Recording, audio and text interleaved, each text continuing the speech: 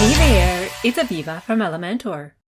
Welcome back to how to build a website in Elementor. In the last lesson, we learned about responsive editing in Elementor, optimized the homepage for devices, and designated the homepage in WordPress. In this lesson, we'll create the Our Menu page, learn new widgets, and go over some new techniques to help you become a pro in no time. If you haven't seen the previous lessons in this course, I highly recommend watching them, as we'll be building off what we learned previously. Okay, let's get started. We'll begin with the Hero section, which, as you can see from our design, includes two headings, a spacer widget, and a text editor widget. Wait a minute, haven't we designed a section similar to this before? We sure have. The last section of the homepage has the same widgets as this one. When you have sections that are very similar on your website, there's no need to start designing again from scratch. I'll share a few workflow methods that will help you save time while building websites in Elementor.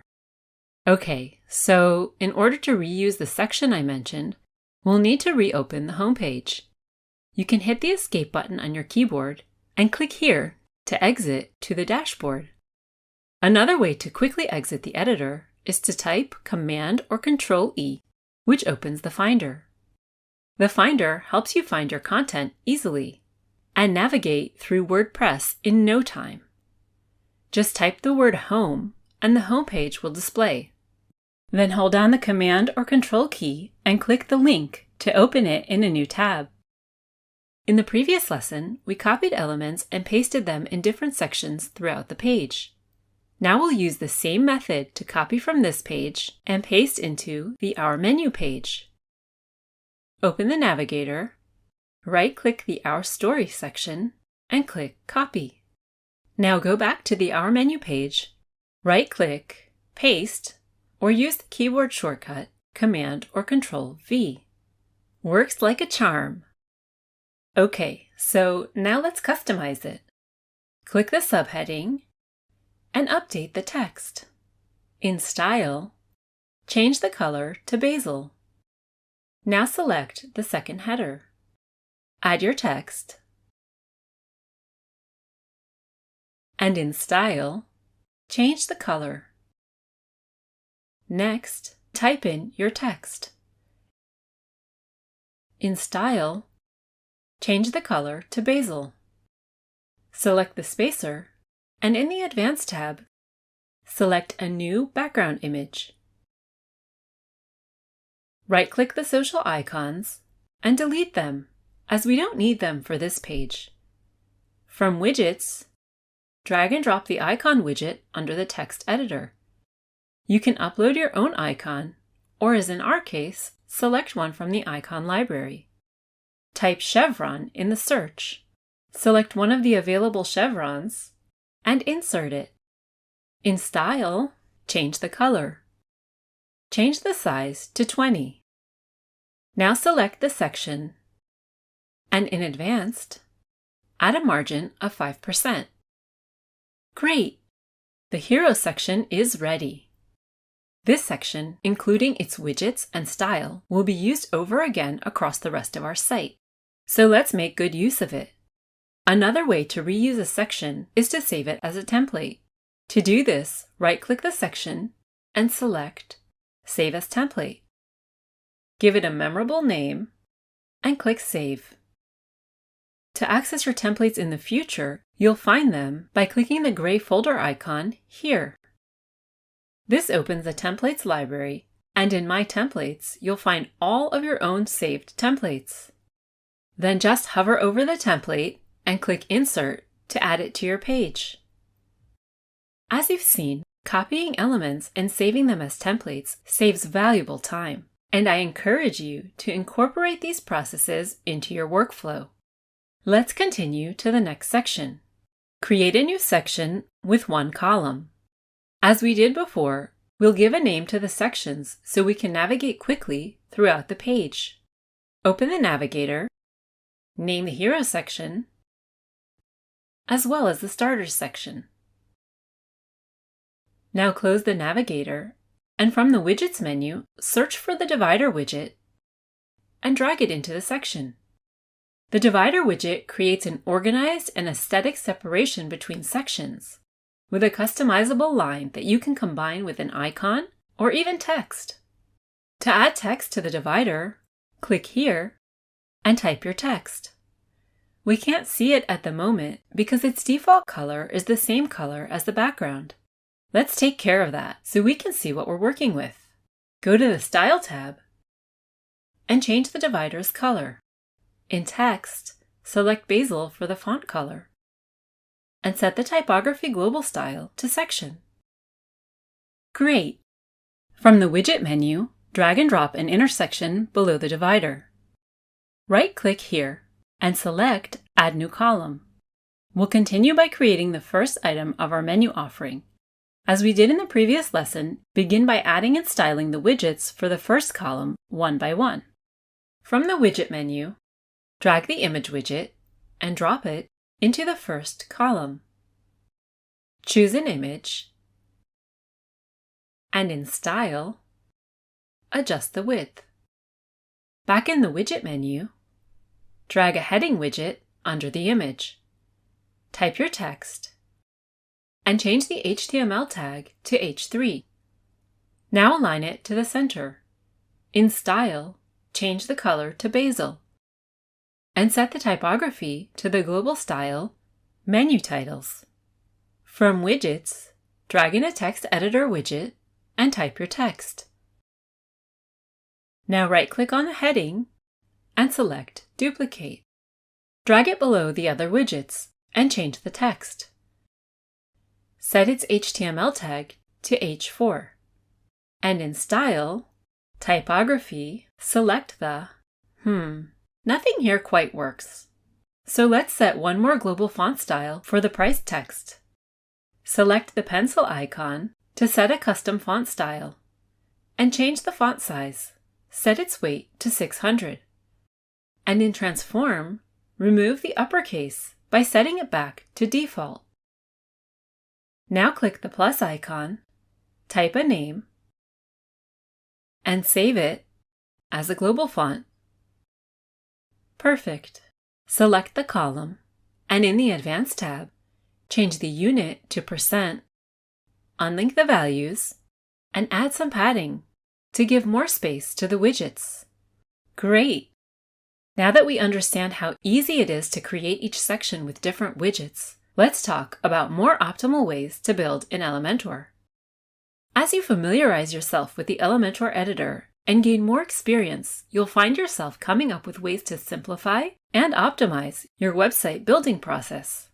For example, widgets like the icon box, as well as the image box, include an image, a title, and a description, all in one place.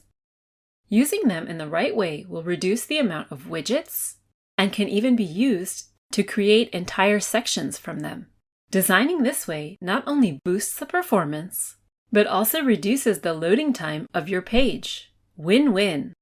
To see how this works, let's recreate this menu item in a more optimal way.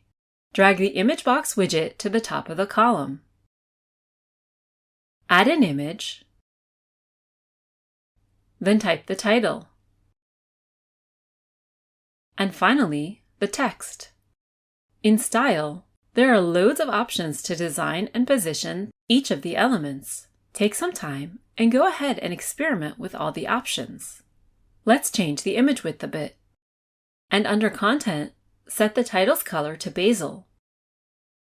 For the typography, choose the global style Menu Titles.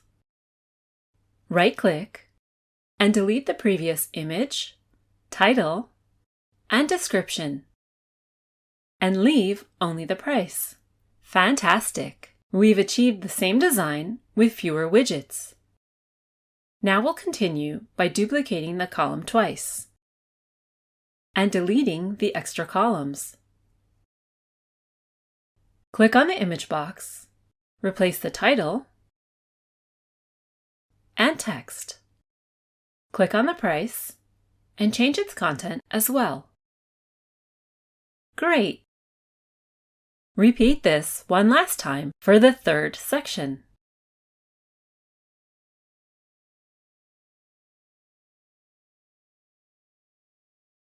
And we're done. Sometimes the amount of text present in a widget can lead to varying section heights, creating an imbalance between the position of your widgets, just like this price here. It's not wrong to leave it as is, but if you'd like all the prices to be at the exact same position, there's a simple fix for that. Select the intersection, and under vertical positioning, you'll find different options that enable you to control the widget's position inside sections. Select Space Between, which, just as the name suggests, creates space between elements, positioning the first one at the top of the column and the last one at the bottom. Looking at the prices now, they're all at the same height. This is a super simple but often overlooked way to be pixel perfect. Back in Widgets, drag in a spacer widget. Set its height to 300 pixels. And in the Advanced tab, uncheck the values and add some margin. Next, expand the Background tab and choose an image. Set the attachment to Fixed and the background to Cover, so the image nicely covers the spacer. Great! Now remember that chevron icon we created in our Hero section? Let's create an anchor link to connect the icon to this section, so when someone clicks it, it will scroll straight to the starters. Select the section, and in the Advanced tab, enter the ID name, Start. Now scroll up to find the button and click on it.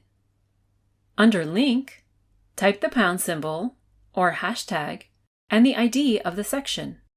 Again, be sure to type it exactly the same as the ID name. Let's test it. And voila! Let's continue with the mains. Right-click the section and duplicate. With the second section selected, head over to the Advanced tab. You'll notice that the CSS ID is empty. As I mentioned earlier, CSS IDs should appear only once on your page, so duplicated elements do not copy the ID name over. ID names must be unique, so remember to use different names when creating more than one anchor link.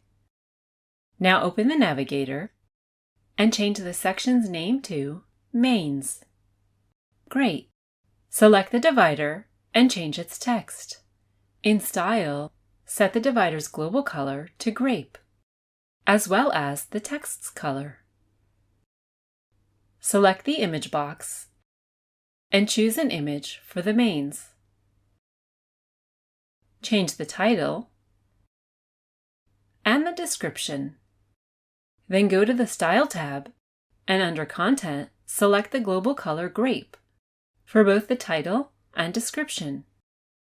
Now select the heading, change the price, and in Style, set the color to Grape as well. We'll repeat these steps for the next item, and the following one as well. Now select the spacer, and in the Advanced tab, choose a suitable image for the mains. Almost there, just one section to go. Right-click the section and duplicate it. Time for dessert. Open the navigator and name the section Desserts. Now select the divider and update the text. In Style, set both the divider and text global colors to raspberry. Select the image box and choose an image for the desserts. Change the title and the description. Then go to the Style tab and under Content, set the global color to raspberry for both the title and description. Select the heading, change the price, and in Style, select the raspberry color as well. Repeat these steps for the next column and the following one. All that's left now is to change the spacer image. Select it And in the Advanced tab, under Background, use an image of your choice. Great! Let's take a look at the page. Looks good enough to eat. So we're done, right? Well, not quite. The page does look fantastic on desktop, but it's really important to preview each page in responsive mode to make sure each page displays correctly in all viewports. Use the keyboard shortcut Command-Shift-M to go directly to tablet view in responsive mode. It looks pretty good, but personally, I'd prefer to reduce the amount of space between columns. Click the first one, and in the Advanced tab, set the padding to 10%. We'll use the hotkeys we learned earlier to copy and paste this style quickly to the other columns. Type Command or Control-C to copy the style. Select the next one and hold down Control or Command Shift-V to paste the style. Repeat these steps for the other columns as well. Easy as, well, pie! Now let's see how the page looks on mobile. The page looks perfect on mobile. Just in time, because designing this mouth-watering page has left me hungry. Click Update and preview the page. Looks great, if I say so myself. Okay, we've now completed the Our Menu page, learned about new widgets, and added more techniques to our repertoire. In the next lesson, we'll create the Contact Us page, which is the last page of our website. We'll delve into the Advanced tab to learn more about optimization and best practices when building websites. So go have some dessert, and after, click to watch and complete building your website.